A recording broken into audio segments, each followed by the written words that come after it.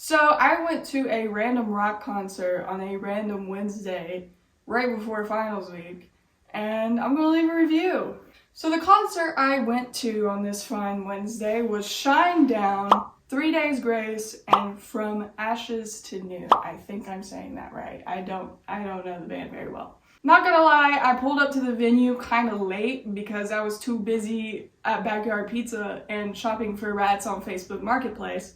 But I finally pulled up to the function, and let me tell you guys, the merch, the options went crazy. I had never seen so many options in my life. So bonus points for that. I got some merch and then I found my seat, and it was right during the middle of the first band set, which is From Ashes to New. And you know what? Pretty solid band. They seemed like a bunch of young people, but they seemed to have it together. It was very cool. They had some very cool songs. And I'm going to talk about the drummers for obvious reasons. This drummer, he was fun to watch. He was energetic. And he was very precise, right? This was a dad rock concert, okay? And I don't mean that in a negative way. It's just what it is. It's music that dads enjoy. In fact, my own dad was there, and there was a bunch of other dads there. It's obviously dad music, and it's not my demographic. I looked into the crowd, and there was not a lot of people who looked like they had Eras Tour tickets, and I don't mean that in a negative way. I did see there was a girl with a 21 Pilot shirt, and I was like, okay, girl, I see you. There's also a girl that looked like Dina from The Last of Us, and then later I saw one that looked like Abby. I don't know why the whole Last of Us cast pulled up to this concert, but you know what? Good for them. But as I was saying, this whole dad rock genre, right? It's very produced. Anything that's not dad rock is charmingly loose, right? Rock thrives off of random teenagers in a garage who can barely play their instruments. Like, it's very fluid, and there's mistakes in it, and that's part of the charm. Dad rock, it is very precise because there's a lot of producers on that. It is heavily produced. And again, I'm not saying this in a negative light. It's okay. Some of the songs were very cool. I'm just explaining. But when you have something that is highly produced and something with the intent of being a hit, you have to be very precise. You have to be a very good musician, and that's what this drummer was. You know, he was fun to watch. He brought energy, he did his job well, he was very precise, I didn't catch him any mistakes. He did seem a little lonely though, because he was up on this island at the end of the stage, and then all of his buddies were at the other end of the stage, so I felt like he was kind of left out, but that's okay. In other news, I think I fell in love. I wanna know what love is. Like, that guy was stunning. He was beautiful. I'd never seen him before, but I wouldn't mind seeing him again. So, first band went great. I came a little late, but I was still having fun. And I was waiting for the second band to come on. And you can tell, because every time I go to these concerts that are for older people, you can tell. Because the whole show is just, yeah, come on through. Oh, yeah, excuse me, come on through, it's okay.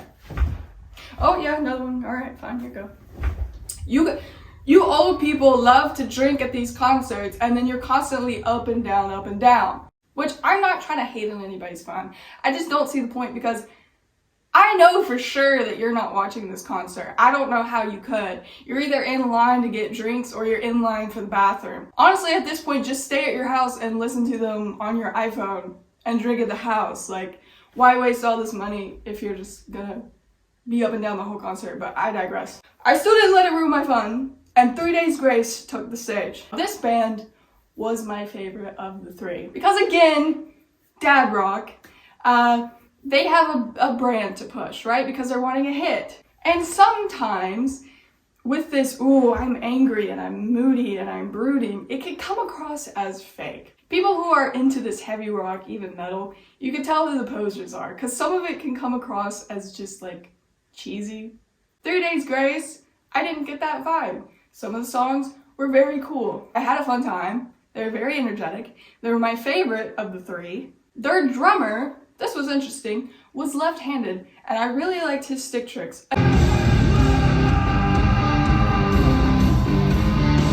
Again, very precise, very technical, did his job well. I'm also a left-handed drummer, but I don't play drums like a left-handed person, so unfortunately I cannot relate to him, but it is very cool when I see a left-handed drummer, because I'm like, were the same, but not really, because I play like a right-handed person. They also had this beautiful moment, as me as a psychology student, I loved, where they turned all of their phones on in honor of mental health, which I thought was beautiful. Here's some footage that my cameraman took the wrong way. It is vertical. They are getting fired, but...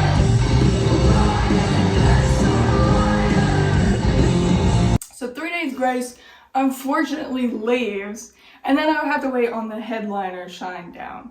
Now, this was probably my least favorite of the three, but I respect it. You guys have to remember, me as a musician, I'm very prime 69 Woodstock, spinning on stage with flowy clothes, talking about peace and love. Love, not war. I'm a lover, not a fighter. So very angry songs are very hit or miss with me, but that's just the me thing. But nevertheless, this drummer was very fun. He was a very hard hitter. I, in fact, got his drumsticks. I need to go get them. Here they are, baby. You know, solid sticks, and I was expecting them for, you know, to play heavy rock to be thick. They need to be thick, because this dude probably goes through drumsticks like crazy. He's such a hard hitter. You know, for rock, like, it's typically normal for drummers to hit their cymbals hard.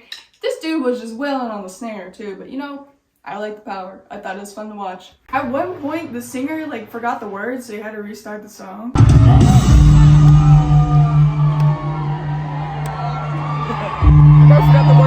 Which we've all been there. Like, I get it. But he didn't let this bother him. Like the rest of the show, he's very professional about it and acted like it never happened, so kudos to him. They also had that moment of, let's turn all of our phones on in honor of mental health. Also, during the little light show, this is how you also know that you're with a bunch of old people. Some people had actual lighters, like it was like 86 up in here, baby. And this is when they said that for every ticket sold, $1 goes to a suicide prevention charity. And I thought this was really cool. Not only are you a band that talks about mental health, but you're actually doing something for it. I'm not saying that songs about mental health aren't doing anything, right?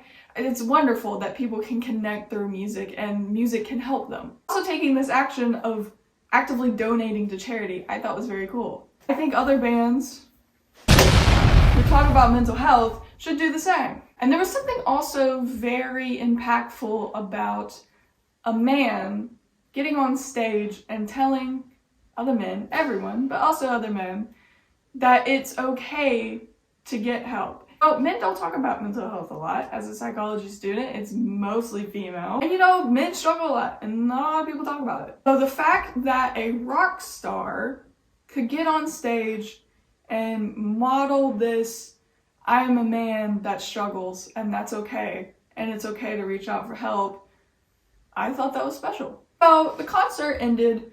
I went back home, and I said hello to my beautiful cat, who is basically my daughter. And then I got up the next morning and went to class with this shirt on, and here I am today. That is my review. So stay tuned. I will be reviewing Eras Tour. I will be crying. It will be a mess. So stay tuned for that. I cannot wait.